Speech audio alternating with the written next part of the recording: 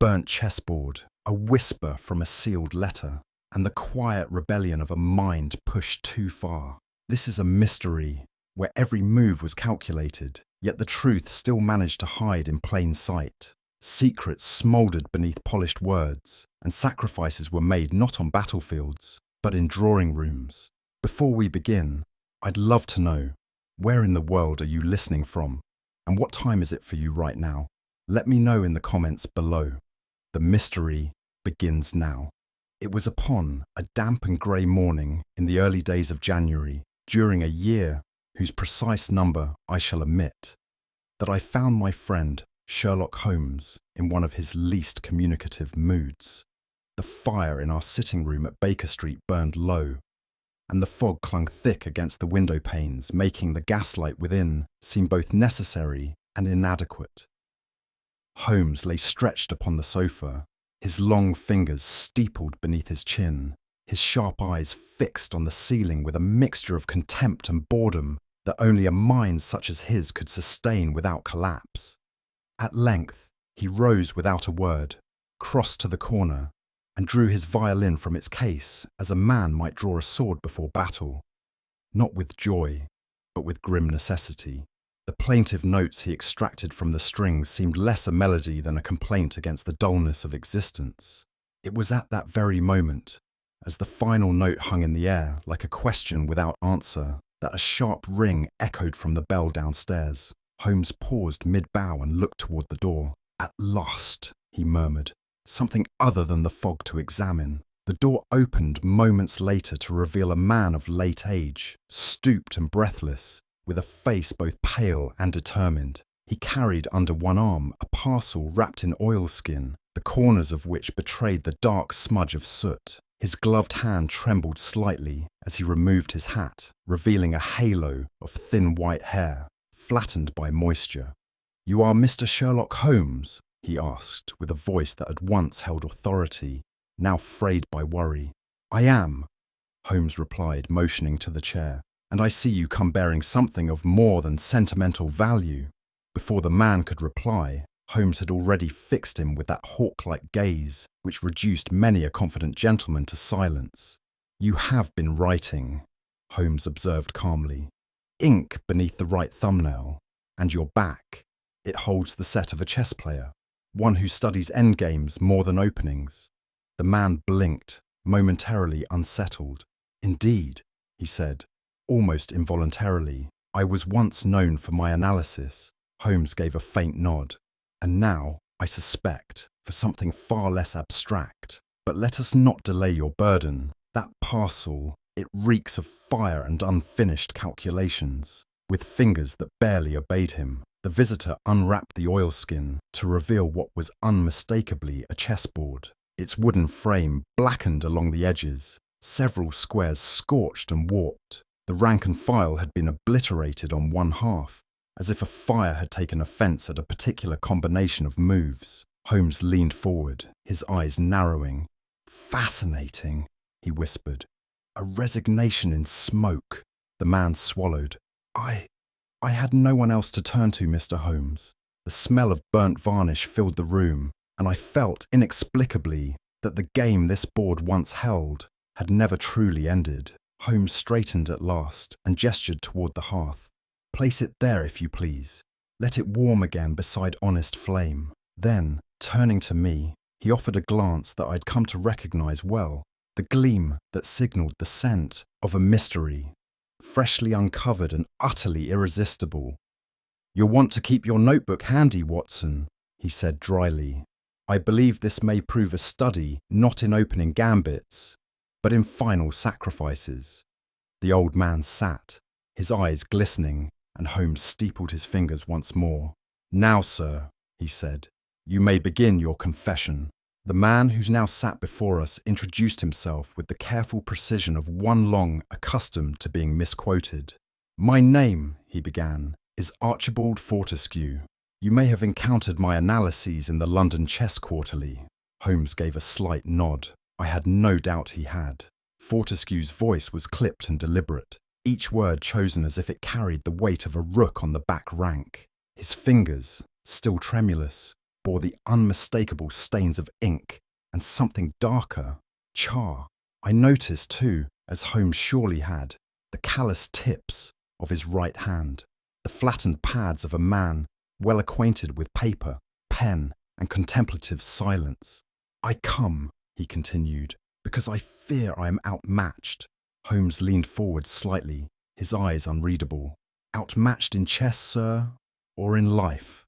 "In both, I suspect," Fortescue murmured, "and the board may no longer be mine to command." Fortescue drew a breath deep enough to steady him.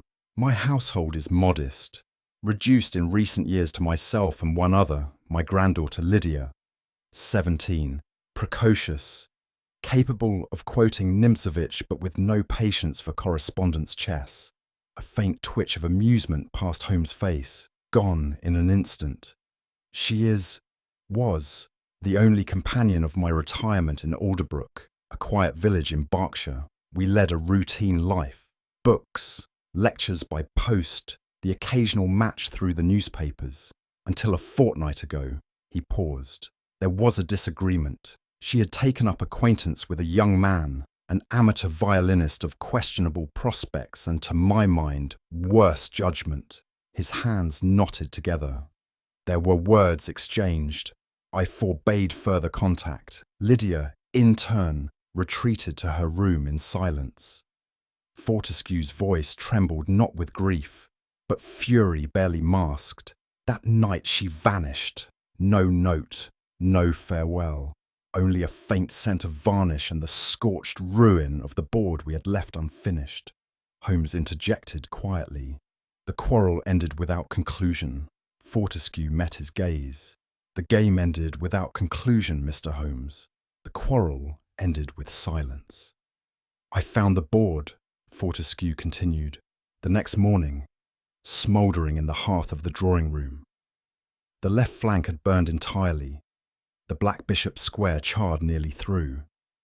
Some of the pieces had survived, the White King, the Black Knight. Others were no more than brittle shadows." He exhaled, slow and ragged. "We had been playing the Nimzovich variation. She had me in a bind. And then, nothing." He fell silent. Holmes reached for the wrapped object resting on the mantel, unfastened the oilskin, and inspected the board again with narrowed eyes. "Why not extinguish it?" he asked. "You live with servants, I assume." "Only one," Fortescue replied. "And I did not call for her. I had assumed, foolishly perhaps, that Lydia had knocked it in herself. Some fit of adolescent fury." "Or declaration," Holmes murmured. "A sacrifice, perhaps." The client looked up. "I beg your pardon?" "Merely a passing thought," Holmes replied, his fingers tracing the border where wood gave way to blackened pulp. "There is poetry in burnt objects, Mr. Fortescue, particularly when left to be found.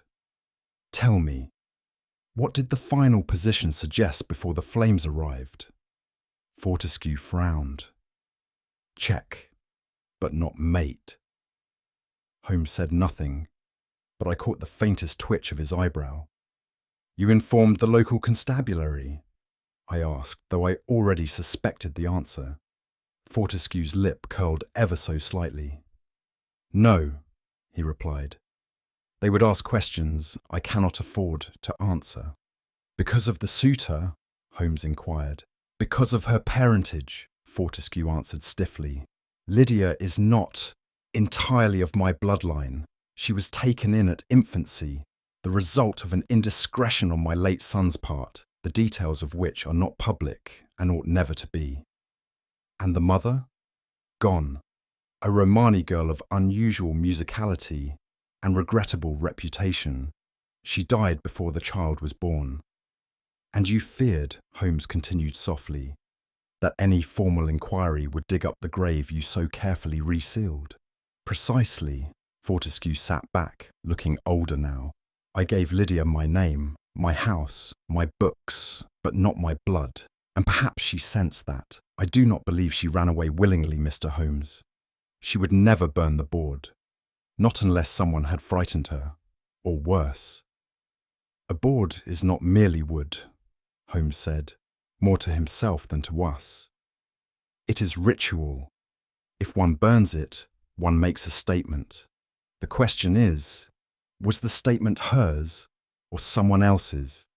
Holmes lifted the board delicately, tilting it so the light caught the grain where the burn pattern spread outward like a dark blossom. "Note, Watson," he murmured. The flame moved with precision. It consumed one quadrant, not indiscriminately, but as if guided. The scorch halts neatly at the E-file, a symmetrical destruction. Suggesting what? I asked. Intent, he replied. The fire began here, where the bishop stood. He tapped a square that had all but crumbled away. Either Lydia made a dramatic gesture, or someone sought to erase a position too revealing to preserve. Fortescue shifted uncomfortably. You think it was staged? Holmes did not answer immediately. He knelt and brought his nose close to the surface. Sandalwood, he said after a moment.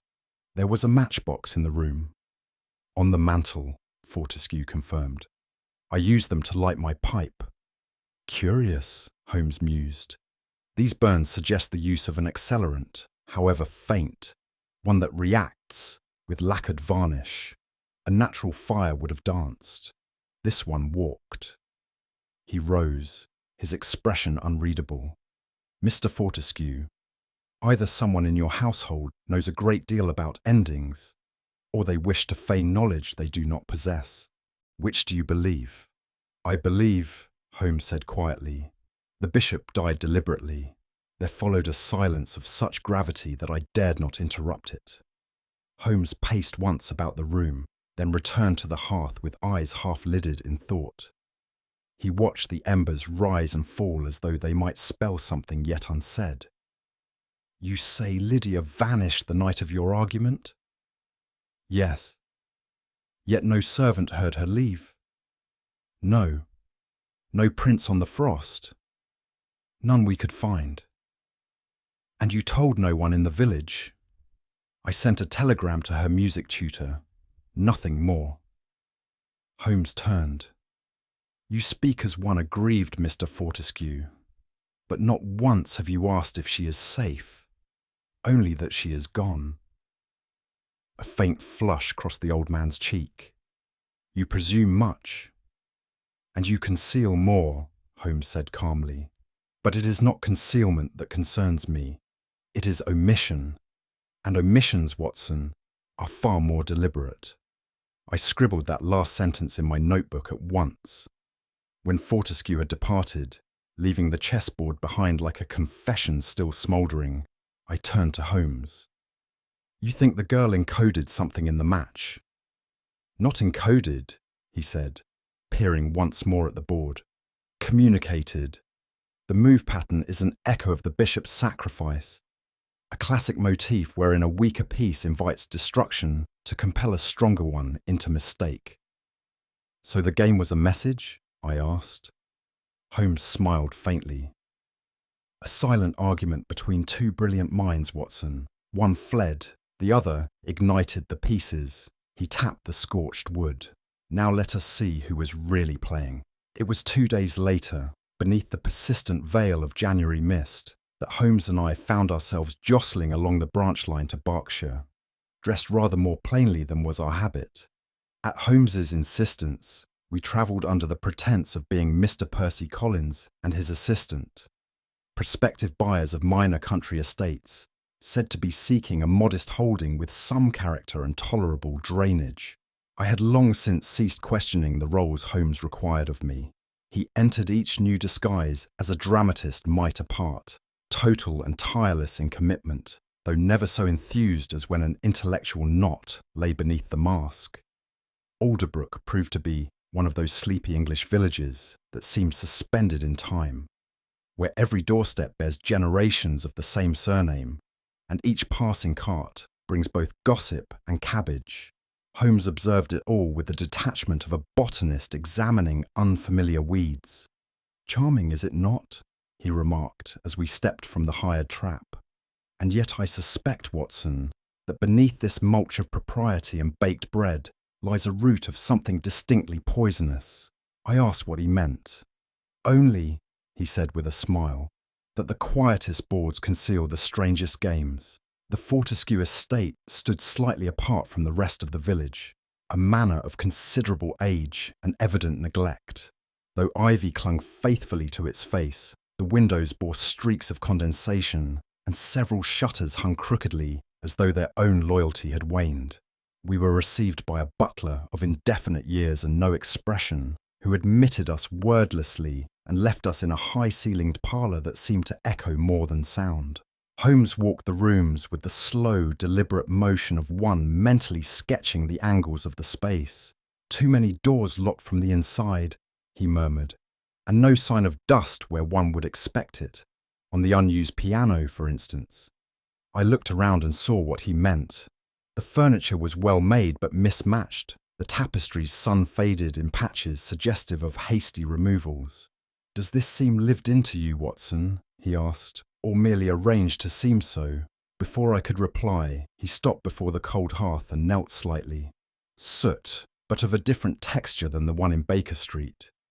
He sniffed, then rubbed the ash between his fingers. "This fire," he muttered, "has told a different story." Our inspection of the manor was interrupted by the arrival of a young woman carrying a tray of tea and biscuits, her manner quiet to the point of vanishing. She was plainly dressed, her hair wound tightly beneath a modest cap, and her eyes, when they briefly flicked upward, carried the haunted weight of one too long resigned to secrets. "Your name?" Holmes asked, before she could retreat. "Clara, sir," she said, her voice nearly inaudible. "Have you been long in Mr. Fortescue's service?" "5 years, sir." "And the young lady? Did she ever confide in you?" "Miss Lydia was kind," she said, which, in the tone she used, felt like a farewell. As she turned to leave, Holmes gestured toward her shoes. "Coal dust," he said, "and not the kind found in this district. Curious." She stiffened but said nothing. Holmes did not press her. "You may go," he said softly, and she vanished as if absorbed by the house itself. As the door clicked shut, Holmes folded his arms. "She knows more than she dares admit," he said, "and that is the most dangerous kind of knowledge, Watson, the kind that grows heavier the longer it is carried, and louder the longer it is silenced." Holmes remained crouched by the hearth, his gaze intent on the soot lining its interior. He reached for the poker and stirred the cinders with the gentlest touch, as though trying not to wake something asleep. "Watson," he said softly, "do you observe this?" I stepped beside him and saw what appeared to be a thin sheen clinging to the bricks, almost metallic in nature. "That is not ordinary ash," he went on. "The local coal here is soft, a dull, oily soot. This, however, bears the scent of resin and the texture of sandalwood." "Sandalwood?" I echoed. "Often used to burn incense," he replied, or more curiously, to mask the scent of varnish. "The person who lit this fire was no stranger to aesthetics." He rose, brushing off his knees. "Whoever struck the match knew both what they wished to destroy and how they wished it to appear. A stage, Watson, built in fire." Holmes, with his customary disinterest in social convention, declared his sudden yearning for a proper Devonshire tea and dragged me from the manor into the village proper. We called first at the vicarage under the pretext of inquiring after land boundaries, Holmes's favourite fictional concern, and found a genial man of 50 with a soft voice and a mind that fluttered between scripture and parish gossip. "I'm afraid the Fortescues aren't much involved these days," the vicar said, as we took our tea in the rectory's sunroom. "Mr. Fortescue rarely leaves the estate, and the girl, Miss Lydia, well, I haven't seen her for near a fortnight." Holmes sipped politely. "And in that time, has anyone else new passed through?" "Ah," said the vicar, his brow lifting. "Well, now that you mention it, yes, the grocer's boy was quite stirred up. Spoke of seeing the young lady at the station 2 mornings after she was said to have vanished, accompanied by a tall gentleman with a limp and, curiously, a violin case." Holmes' eyes met mine without shifting his cup. A violin case, he said blandly, the symbol of both harmony and misdirection. Thank you, Reverend. That may be the most musical sermon you've delivered all week. That evening, back at the Fortescue estate, Holmes requested the charred chessboard once more. It was brought without ceremony, and he set it upon a small table by the window, where what little light remained could strike the ruined surface at a slant. Observe, he said, carefully replacing the surviving pieces where the ghost of scorch marks and faint impressions suggested they had once stood. White bishop, sacrificed, black knight, lingering but blocked, the Queen's rook file, abandoned. Tell me, Watson, what do you see? A mess, I replied, and a smouldering one at that. Indeed, but to an eye trained in strategy, the pattern is not chaos, it is theatre. He leaned back. This, Watson, is the classical bishop's sacrifice, a manoeuvre in which a lesser piece is willingly lost to mislead the opponent, often as prelude to a larger, concealed attack. He tapped the blackened board. This was not simply a game halted in anger. It was a coded message, between equals, I dare say, between minds too proud for letters and too wounded for open speech. I regarded him with unease. You believe Lydia meant to communicate through the pieces? Or Fortescue, he murmured. Or both. But whichever hand set the fire, it was not to erase, but to underscore. I must confess, as Holmes concluded his musings, I felt a familiar tickle of scepticism creep in. Surely, Holmes, you don't mean to suggest an entire disappearance hinges upon a bishop and a pile of ash? He turned to me, that dry smirk dancing once again at the corners of his mouth. No, Watson, he said, not the bishop. The placement of the sacrifice. Even the fire tells us something. We are not dealing with simple emotion here, but calculation. He folded his arms. This is no ordinary domestic dispute, my dear fellow. It is a duel, fought with silence, symbols, and smoke. As we stepped into the cool dusk outside the Fortescue estate, Holmes paused at the threshold and looked back over his shoulder. The lights inside were faint, the windows shuttered as if the house itself feared observation. And what of Clara? I asked. What do you make of her? Holmes lit a cigarette, the flame briefly illuminating his expression. She is no pawn, Watson, he said, but perhaps she does not know it, or pretends not to. He drew in a breath of smoke and exhaled thoughtfully. Even pawns, when they survive long enough, can become queens, and I suspect she knows the rules. It was on a Tuesday damp with fog that Holmes informed me, over a breakfast of tepid eggs and black coffee, that we would be visiting Bloomsbury. Our next move, he declared, folding the newspaper with surgical precision, requires the study of a violinist who plays second fiddle to the truth. He had learned, through what circuitous channel I dared not ask, of a French student named Lucien Arquette, lodging at a certain boarding house on Montague Street. The description matched precisely the figure seen accompanying Lydia at the station, slight, well-dressed, and limping faintly in the left leg. The landlady, a Mrs. Dorrell, was quick to extol Lucien's virtues. Quiet boy, she said, plays too much, eats too little, polite as a preacher. Holmes and I were shown to the drawing room, where Lucien appeared moments later. His limp was subtle, but genuine, and the violin case he carried swung gently from his shoulder.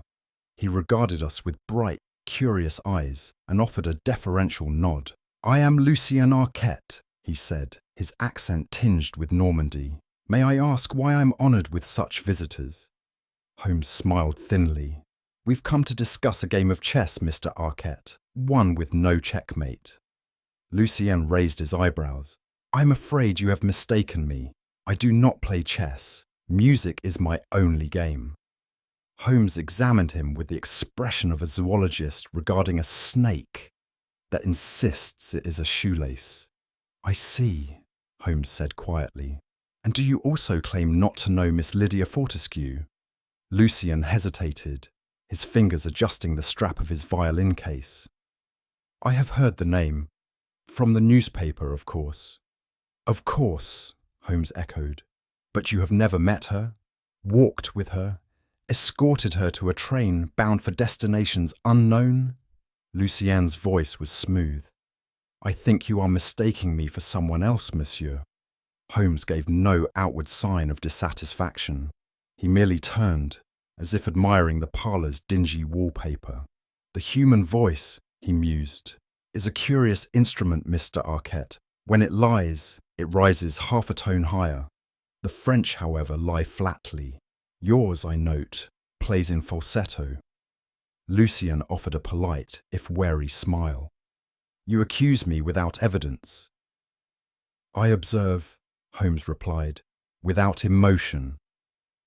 As Lucien excused himself to fetch some letters of reference, Holmes leaned toward me. He lies, Watson, but he lies as a man protecting something, not himself. Lucien left the room with practiced courtesy, and I expected Holmes to continue analysing the walls or the man's footstep pattern. Instead, with a movement as fluid as a conjurer's, Holmes crossed to the violin case the young man had carelessly left upon the piano stool. I abhor tampering, he said, but I despise delay far more. With a flick of his fingers, he unfastened the case. Inside lay the expected instrument, a well-kept Meyercourt fiddle with signs of recent use. Yet Holmes was not interested in the strings, but in the shallow compartment beneath the bow rest. From it, he drew out a slim ribbon, lavender in hue, slightly wrinkled, and edged with delicate embroidery. At the corner, faint but unmistakable, were the initials LF. He held it between thumb and forefinger, as though judging its worth on some scale unknown to me. Lydia Fortescue, he said, more to himself than to me. Not a memento, not tucked away like a love token. This was hidden. Before I could ask how he knew, footsteps returned down the hall.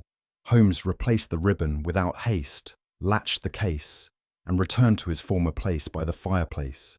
When Lucien re-entered, Holmes only smiled. We departed shortly thereafter, Holmes thanking our host with the bland courtesy that masks absolute suspicion. Lucien, for his part, maintained a flawless civility, yet I could not shake the feeling that we had witnessed a performance, a duet in which Holmes played the part of inquisitor and Lucien of innocent genius, with just enough falter to remain believable. Back at Baker Street, Holmes laid the lavender ribbon on the table and regarded it with a curious solemnity. A token, he murmured, but not of affection. She gave this to him in trust, or he took it in panic. You believe he's hiding her? Holmes did not immediately reply. He busied himself with packing tobacco into his pipe, as though the labour might draw answers from the bowl. I believe he knows more than he dares admit, but I do not yet know whether he is protector or parasite. He lit the pipe, the flame reflecting in his narrowed eyes. We must not forget, Watson, that the best lies are stitched from half-truths, and sometimes the worst truths are embroidered like ribbons. I glanced again at the initials, faint against the silk. And if he is protecting her, then, Holmes said, the question becomes, from whom? It was the following morning when we returned to Alderbrook. Holmes had sent word ahead, requesting a private audience with Mr. Fortescue on an urgent matter pertaining to his granddaughter's welfare. We were shown to the library where the old man stood by the hearth, hands clasped behind his back, eyes hollow from the weight of sleeplessness or something deeper. You have news? He asked sharply. We have clarity, Holmes answered. Now we require truth. The old man's lips thinned. You speak as though I've deceived you. Not deceived, Holmes said mildly, merely omitted. Miss Lydia Fortescue is not, in fact, your granddaughter.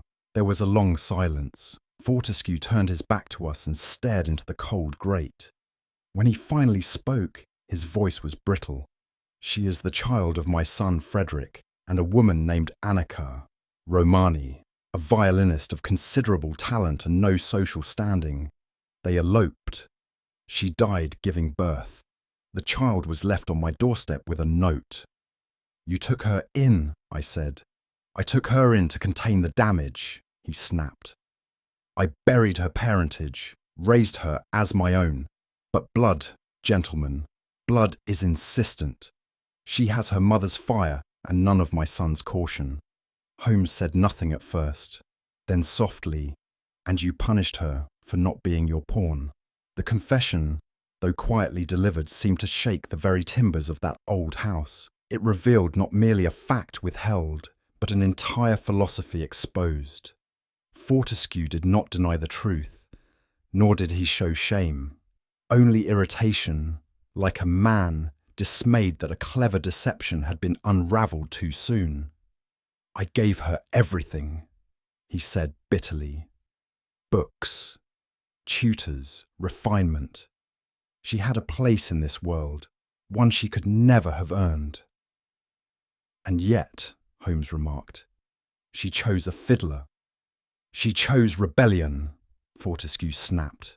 "She questioned my authority, flouted my judgment, and insulted the roof that shielded her. When I forbade the courtship, she responded with silence. She locked her door and refused meals. I suspect she meant to run away." "And you meant to stop her?" I asked. "I meant to preserve her," he said, "even if by drastic means." Holmes nodded slowly. "You saw her intellect as a danger, not to her, but to your control." The silence that followed was thick with unfinished sentiment. In that moment, I understood what Holmes had already deduced, that Lydia's disappearance was not merely escape, it was a last resort against a mind more possessive than any prison. Holmes requested once more to examine the scorched chessboard, and Fortescue, without speaking, gestured toward a cabinet. The remains of the game were produced and set upon the low table near the window. Holmes, with the same reverence one might grant a fragile manuscript, began to reconstruct the board. "Let us assume," he said, "that this was not a quarrel interrupted, but a conversation, one conducted in silence, through position and response." He placed the remaining white pieces. Bishop gone, queen cornered, king overextended. "Miss Lydia had by this point outplayed you, sir. A bishop's sacrifice on move 37. Bold, elegant, devastating if followed correctly."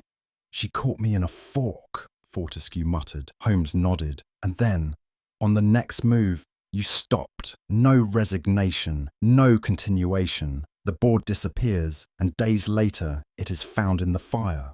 "What are you suggesting?" Fortescue asked tightly. "That this was no game," Holmes said. "It was an act of resistance. She was telling you something, that she would not be moved like a rook, sacrificed like a pawn, or silenced like a piece swept off the board." "And the fire?" I asked. "Someone," Holmes said, his voice cool and slow, "decided the message must be obscured, perhaps even reversed." It was as we departed the Fortescue house that Holmes stopped beside the gatepost and lit a cigarette with unusual deliberation. "Watson," he said without looking at me, "we have a shift in the pattern. Lydia did not vanish in panic. She withdrew, precisely and methodically, after setting a trap of her own." "A trap?" I echoed. "She orchestrated the position of the game, the tone of her silence, the rhythm of her absence, all timed, but someone acted too soon, too clumsily. The board was not burned by her hand. Then by whom?" "That," Holmes replied, "is the pressing question. We have two minds at play here, hers and another. The board was meant to be found, but not yet, and not like that." "You believe someone discovered her intent and interfered?" He exhaled smoke into the cold air. "I believe Lydia planned an elegant departure, and someone made it appear desperate. Someone who feared what would happen if she told the truth. We are no longer solving a disappearance, Watson. We are unpicking sabotage." He flicked the ash into the wind. "She made her sacrifice, but the fire was struck by another hand."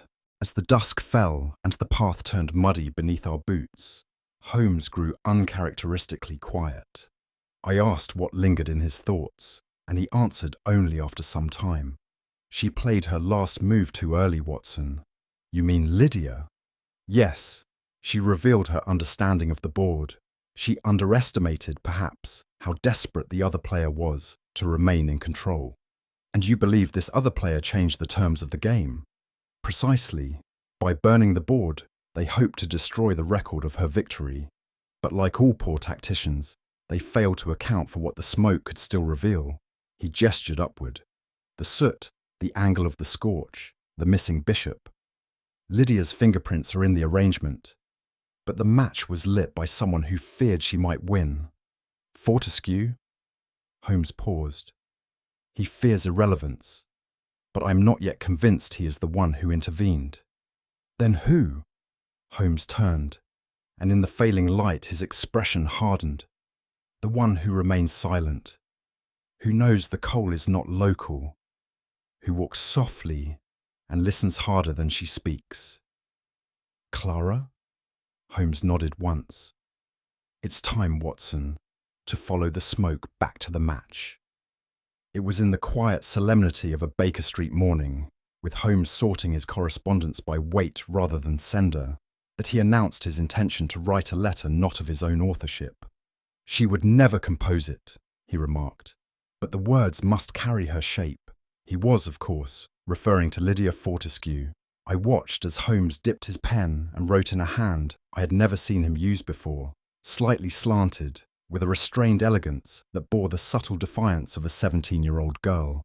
Dearest Lucian, it began, I fear I have acted too rashly. I wish to see you once more. Come to the station at noon. I shall explain all.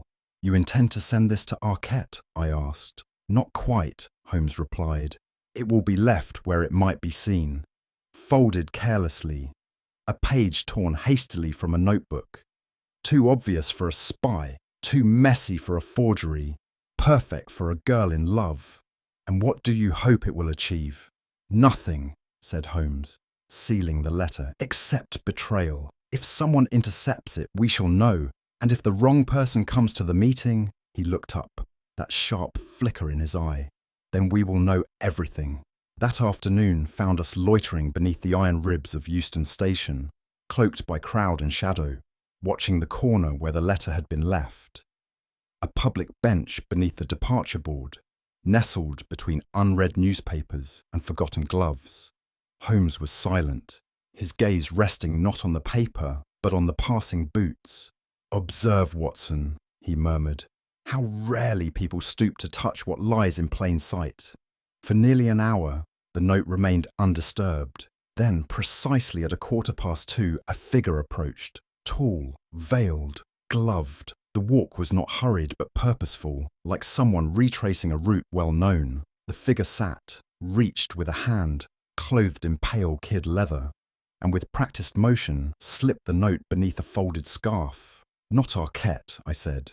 Indeed not, Holmes replied. And note, she does not read it. She knows its contents already.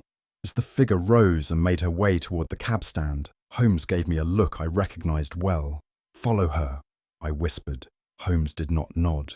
He did not speak. He simply moved. We trailed her through the churn of London's evening tide, past shops and gas lamps, across puddles of light and soot. When she turned off Oxford Street, Holmes gave a slight smile. She's not heading to Lucian, he said. She's heading home. Our pursuit was neither swift nor loud.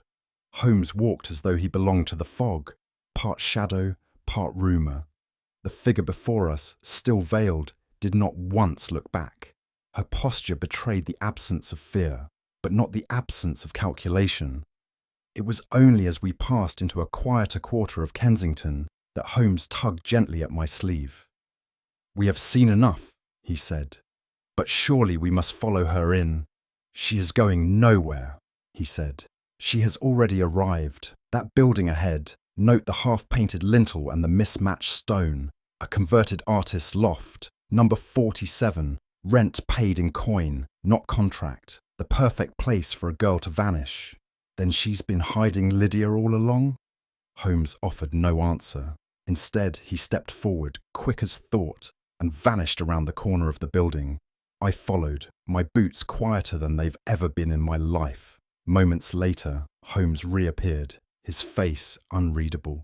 She's inside, he said. Clara. Yes, Holmes confirmed. And she is not alone. He adjusted his cuffs with the cool resolve I'd seen in him just before facing a murderer or a magistrate. Come, Watson, he said. Let us meet the woman who outplayed a logician and did so in silence. The entrance was unimposing, half hidden between a milliner's and a shuttered tea shop, but Holmes walked toward it with the confidence of a man unlocking a pattern in mid-sequence. Look here, he said, pointing to the doorframe. Painted hastily, crimson, but already peeling, to disguise old lettering perhaps. A gallery, once. He ran his finger along the edge of the bolt, which gleamed unnaturally. This lock, he muttered, was fitted within the past week. Holmes rapped twice. No answer. He tried the knob. Unlocked. Inside, the air held the scent of turpentine and stale tea. We climbed a narrow stair to a half-lit landing. There, outside a door marked with a rusted number plate and a faint smear of red paint, Holmes paused. She brought Lydia here, he said. Not for imprisonment, but negotiation. I looked at him in confusion. You mean Lydia came willingly? No, Holmes replied. I mean Clara made her believe it was her own idea. Before I could respond, the door opened. Clara stood before us, not surprised, not fearful, but composed, as though expecting an overdue appointment. Gentlemen, she said simply. Miss Clara, Holmes said. We've come to collect a bishop from exile. Without protest, she stepped aside. She sat upon a stool beside the window, Lydia Fortescue, her back straight despite the pallor of her cheeks and the visible tremble in her fingers. The loft was modest, with a narrow cot and an easel draped in linen. Her eyes met ours without surprise. I knew you would find me, she said softly. Holmes inclined his head but did not sit. And yet you allowed yourself to be led here. She told me Lucian was in danger, Lydia replied, glancing toward the narrow hall where Clara waited silently. That father was planning to disinherit him, have him sent abroad. She said only I could prevent it. Holmes' voice did not rise. So you vanished willingly. For Lucian, she said. Always for Lucian. But when I arrived here there was no one else, just Clara. She said I needed rest, that I'd been unwell. I believed her, for a day or two. And then the door was locked. Holmes approached the window, examined its latch and murmured, No marks. She made it comfortable enough not to warrant escape. Lydia looked down. She never hurt me. She read to me. She brushed my hair. But I wasn't allowed to write. Holmes turned to her, suddenly grave. Miss Fortescue, did Clara ever speak of your father's sins? Lydia's lips parted, but it was not fear that crossed her face. It was knowledge, long carried. She said we shared more than a household, Lydia whispered. She said we shared a bloodline. The fire crackled low in Holmes's sitting room as Lydia recounted what Clara had revealed. Words passed not as threats, but as quiet declarations between two daughters raised in the same house, yet never recognized by it. She said she was born before me, Lydia explained, her hands clenched upon the hem of her sleeve, to a woman who sang in the markets, a violinist of Romani descent. Father met her during his travels as a young man. There was no marriage. And no acknowledgement, Holmes added. Exactly. She grew up in the servants' wing, was told never to speak of it, but she watched him raise me, legitimate, cosseted, the pride of Alderbrook. She wasn't cruel to me. She only said, I knew I would never be seen unless I wore your face. I confess my stomach turned. The precision of her bitterness, the quiet theft of Lydia's identity, seemed neither madness nor malice, but something more exacting. Revenge, patiently rehearsed. She said I was the daughter he displayed. She was the one he locked away. Holmes sat in silence for a moment, then asked, Did your father ever suspect you knew? Lydia shook her head, but Clara said he would never forgive her if he found out she'd told me, that he'd see her gone. Indeed, Holmes murmured. The man who mastered secrets would not tolerate one escaping his board. He stood and turned toward the hearth. But perhaps, he said quietly. Another move was made. We returned to Alderbrook the following day, summoned under the polite guise of concluding our interview with Fortescue. Clara was absent. She had vanished from the artist's loft during the night, leaving Lydia safe and unguarded. Holmes, with his typical economy of words, requested to see the study once more. Fortescue, though tight-lipped, complied. Holmes walked straight to the hearth. The fire, he said, was overstoked, oddly so for spring. You recall, Watson, the charred scent that lingered. Indeed. Holmes turned to Fortescue. You claimed Lydia destroyed the chessboard in a fit of agitation. But what if that was a fiction? Fortescue's expression did not shift. Holmes removed from his coat a small velvet pouch. From it, he produced several scorched ivory pieces, recovered from the artist's loft, buried among paint tins. Clara did not burn the chessboard, Holmes said. She salvaged it. Someone else destroyed the duplicate to suggest Lydia's instability. A flicker, barely perceptible, passed over Fortescue's face. You were not saving Lydia from madness, Holmes concluded. You were manufacturing it. Consider, Holmes said, folding his hands behind his back, the elegance of the deception. A girl disappears after weeks of erratic behaviour. A burnt chessboard, long associated with familial tensions, is found in the hearth. Neighbours recall quarrels, a whisper of mental strain. The scene is not one of violence. It is one of justification. Fortescue remained still. You claimed Lydia struck the board in anger, but the pieces recovered by Clara are unburnt. They do not match those found in the grate. You did not destroy the original board. You planted one. Holmes's voice had grown colder. She was to be sent away, wasn't she? Institutionalized. Her defiance, her affection for Lucian, her refusal to be moulded. It was all too much for you. But madness, he said, makes a convenient oubliette. Fortescue's voice, when it came, was quiet. She would have ruined everything. Holmes did not flinch. No, sir. She would have changed everything. But you, like the player who sacrifices his queen too early, mistook control for victory. Watson, myself. I could barely suppress my revulsion. This was not a criminal in flight or a madman unhinged. This was a patriarch pruning his family tree with surgical detachment. Holmes turned to me. Fetch Lestrade. But will he confess? I asked. No, Holmes replied, glancing once at Fortescue. But he will not deny. The weeks that followed were heavy with letters. Some legal, others bitter. Fortescue resigned from his board positions and withdrew from public life. The newspapers whispered of health, of scandal, but none printed the truth. That a man hailed for reason had orchestrated a plot rooted in the very madness he so feared. Lydia left for Paris with Lucian, their departure quiet but resolute. Clara's whereabouts remained unknown. Some claimed she fled the country. Others insisted she lived in a village not far from the sea, still tending to women who'd been told their pain was imaginary. As for Holmes, he dismissed the case with less triumph than I had expected. One evening, as we sat with brandy before us and the fire low, I asked whether he had ever enjoyed chess. He smiled faintly. Too predictable, Watson, unless the opponent cheats. And in this case? Holmes regarded the flames. This was never about pieces. It was about players who wished to reshape the board. I watched him for a moment longer and said nothing. The case had not ended with an arrest or applause. It had ended with a bitter truth. Exposed, yes, but unsatisfying in its justice. Holmes raised his glass. Real life, my dear fellow, offers more interesting sacrifices. And I thought, not for the first time, that Holmes did not play games for victory, but for revelation.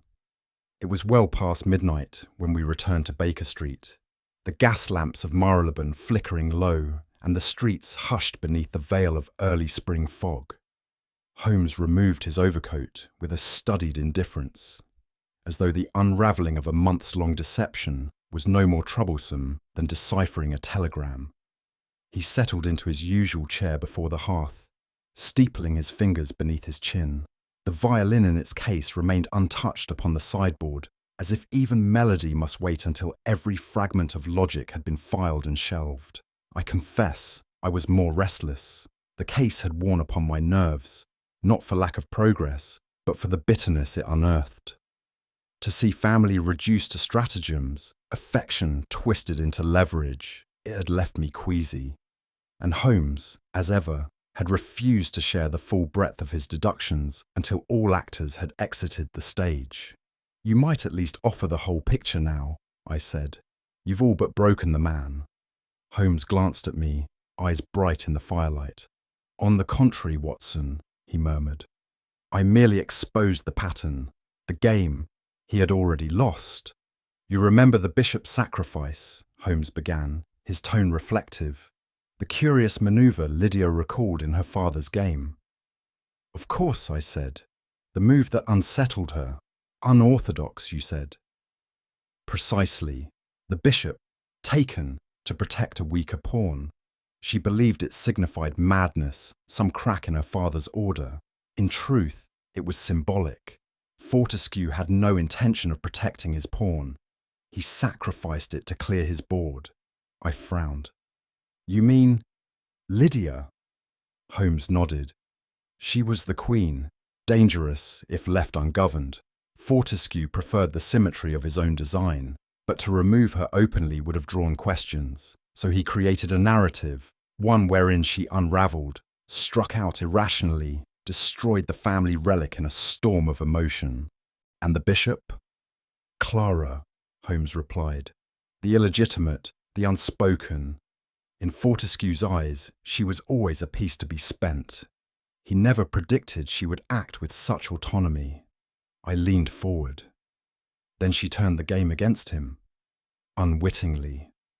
Her revenge took the form of rescue, but in doing so, she preserved the very evidence Fortescue had sought to fabricate. She salvaged the original board." Holmes let the firelight dance over his expression for a moment. "It was never about madness, Watson. It was about authorship. Fortescue wished to write every chapter of his legacy, including how his daughter was remembered." "And you?" Holmes allowed himself the faintest smile. "I prefer truth, even when it ruins the narrative."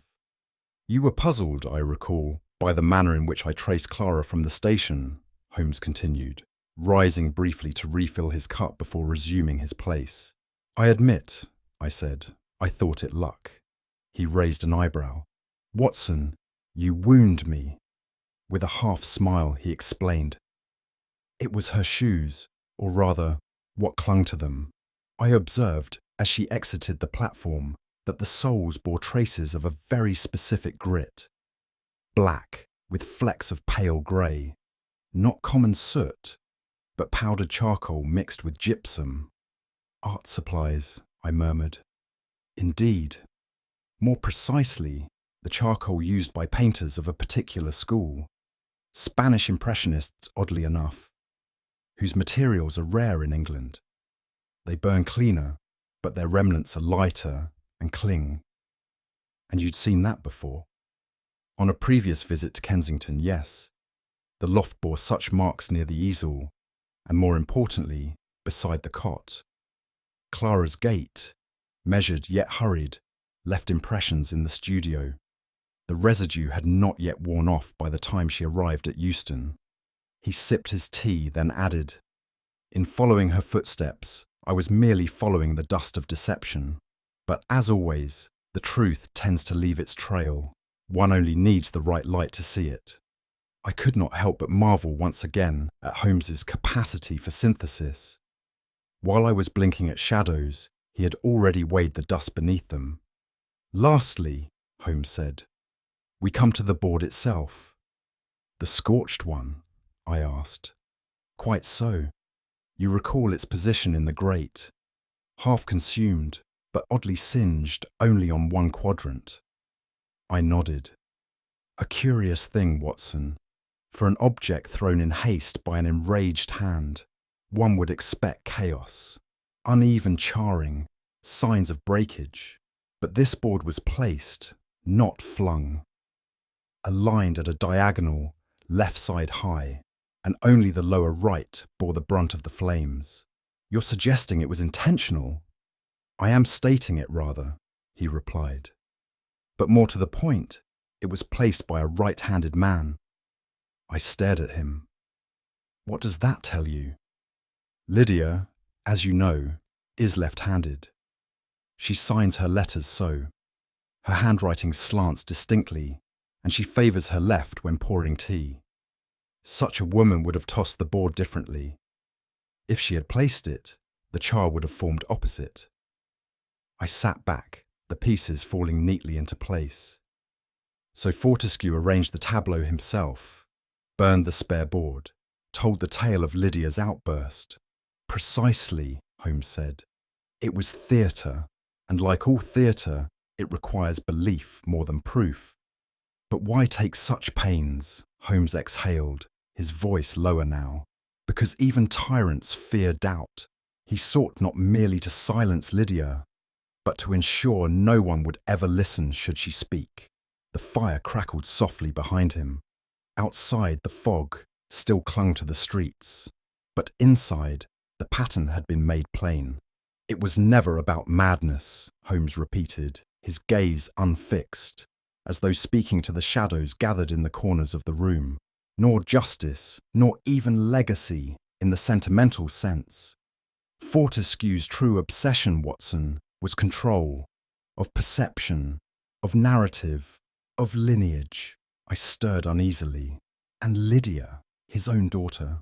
She ceased to be a daughter the moment her mind proved too independent, Holmes replied. She published ideas without his consent, contradicted his public lectures, made choices of her own in matters of art and companionship.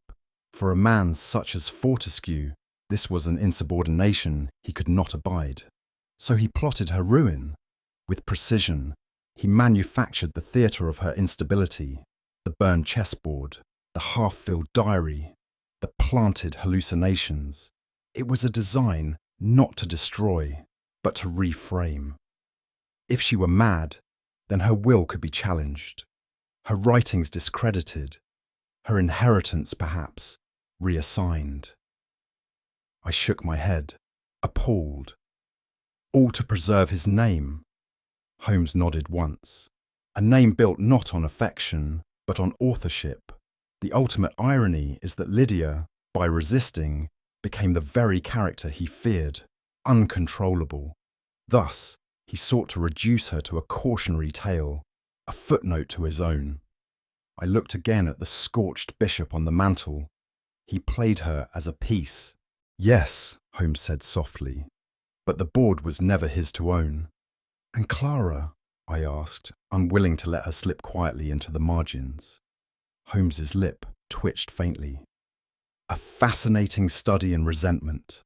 Unlike Lydia, Clara never challenged Fortescue intellectually, but she carried within her the cold fury of one who had been denied recognition.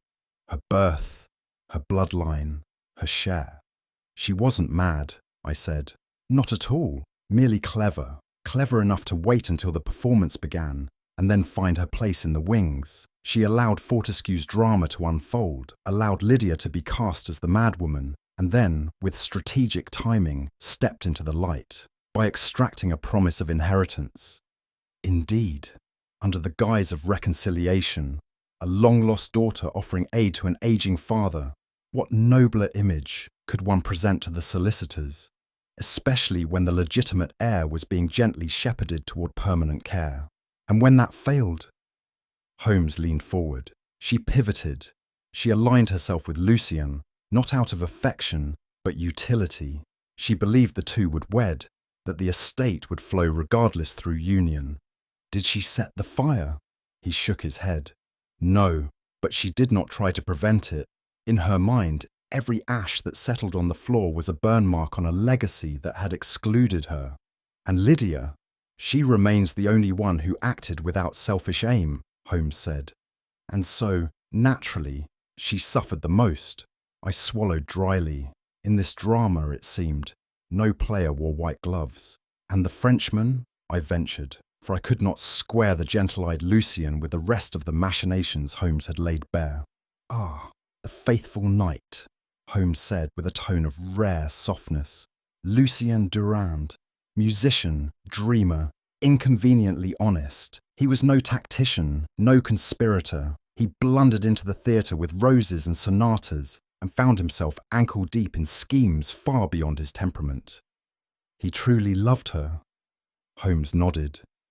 Enough to risk Fortescue's wrath, enough to stay even when she began to doubt herself. That is not a common thing, Watson, to love someone not in spite of their uncertainty, but through it.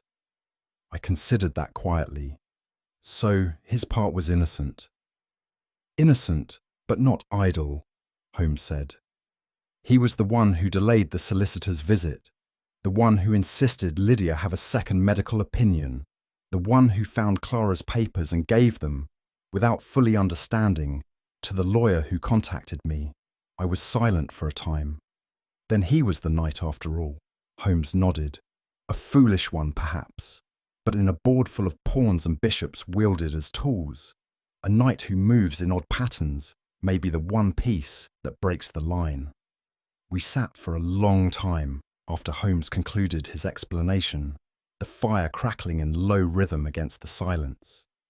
At length, he said, "Do you know what I fear most, Watson? Not a thing, if your reputation is to be believed." He gave a dry chuckle.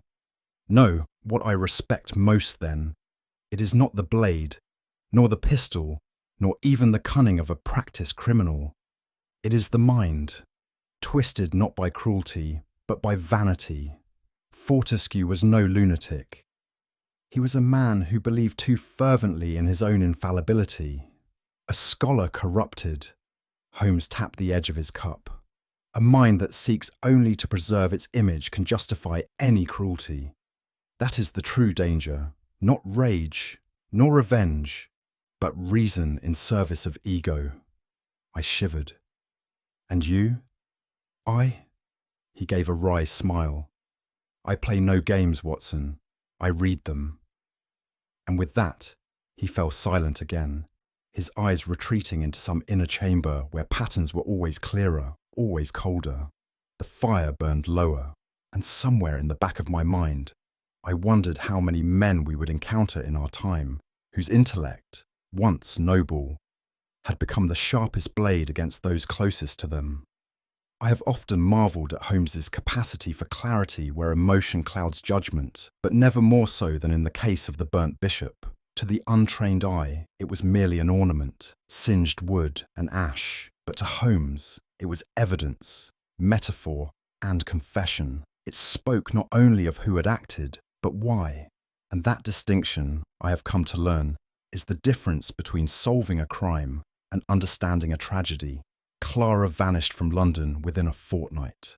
Fortescue resigned from all public lecturing, and Lydia, blessed Lydia, left for Paris, where I hear music plays each evening from an open window.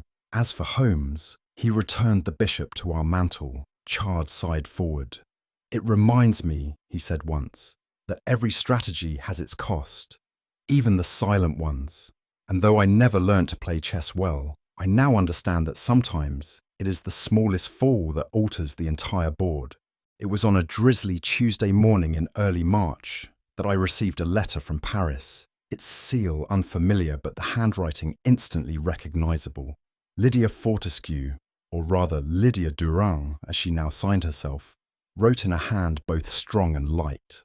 She and Lucien had found a modest flat above a bookshop in the Rue Monsieur le Prince, where the walls, she said, were lined with second-hand sonatas and the smell of ink.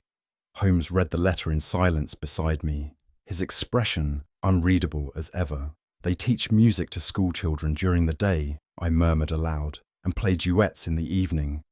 "A quiet end to a loud game," Holmes said. I folded the letter carefully. In a world of scorched wood and broken inheritance, theirs was the one harmony that had not soured. Paris, it seemed, had made a sanctuary of what London had tried to silence. If Professor Fortescue's name had once commanded respect in lecture halls and chess journals, it had now become a whisper best left unspoken. His public engagements ceased entirely. Periodicals that had once lauded his insight no longer printed his theories. The man had not vanished, but he had, quite thoroughly, receded. Holmes observed the pattern without remark. An intellect may retreat, he once said, but it does not forget the reasons. I found no pleasure in the fall of that once proud figure. And yet, perhaps in his silence, there lay some faint recognition of the damage done, not to reputation, but to blood. Of Clara Fortescue there was no official word. Only whispers passed through circles where gossip dressed itself as news. One rumour had her aboard a ship bound for Marseille, accompanied by a gentleman whose title was absent and whose past, it seemed, had vanished with him. Another tale insisted she had been seen in Rome, draped in unfamiliar wealth and older furs. I asked Holmes, half in jest, if he believed any of it. She played the game as she knew it, he replied, not looking up from his paper. It would be inconsistent of her not to finish it with flourish. Do you think she will return? She has made her move, Holmes said simply. Some players don't linger for applause. I was left with a strange melancholy. Clara had neither confessed nor fled in shame, only vanished, as though erasing her name from the board she once sought to dominate. That evening, as the wind murmured through the chimneys of Baker Street, Holmes and I sat in familiar silence, he in his armchair, brandy in hand, I across from him, watching the fire. Tell me, Holmes, I asked, do you ever tire of it, the cleverness, the unravelling, the burnt remains of men's intentions? He regarded me a moment. I tire, perhaps, of repetition, but not of truth. I sipped slowly. The room had that peculiar stillness which follows great exertion, not of body, but of mind. Do you suppose Lydia will find peace? I said. She has earned it, Holmes replied. The clock ticked on. Outside, the city dragged its secrets through wet streets. Inside, we let the case die a quiet death, uncelebrated, but complete. I could not help but feel that something irreversible had passed, not only in the Fortescue household, but in the quiet spaces between our own observations and what we chose to leave unsaid. Holmes broke our silence with a single line, delivered with the dry amusement that marked his darker reflections. You know, Watson, the board is only boring when played fair. I frowned. Surely fairness is the foundation of the game. He smiled faintly. And yet, men find ways to set bishops on fire. There was nothing else to add. The metaphor stood well enough on its own. Holmes poured another half-glass of brandy and returned to his paper. I watched the flames and wondered, not for the first time, how many moves in life we never see until we are already in checkmate. In the end, no one truly won. Fortescue's pride collapsed. Clara disappeared, and even Lydia bore scars beneath her music. And yet, in the burning of the board, she lit a beginning, one unclaimed by fathers, sisters, or pawns. Sometimes, it seems, the last sacrifice is not defeat, but release. As the last embers settled in the grate, and Holmes reached absently for his untouched violin, I could not help but remark, "You knew it was never about the chessboard, didn't you?" Holmes gave a faint smile, folding his hands beneath his chin. The board, Watson, was merely the stage, but the real game was played in the minds of those too clever by half, each move guided not by strategy, but by vanity, fear, and wounded pride. He turned his gaze toward the fire. The most dangerous opponents are those who convince themselves they're righteous. They will sacrifice others with a clean conscience and call it logic. What do you think was the fatal miscalculation in Fortescue's plan? The moment when the illusion began to collapse?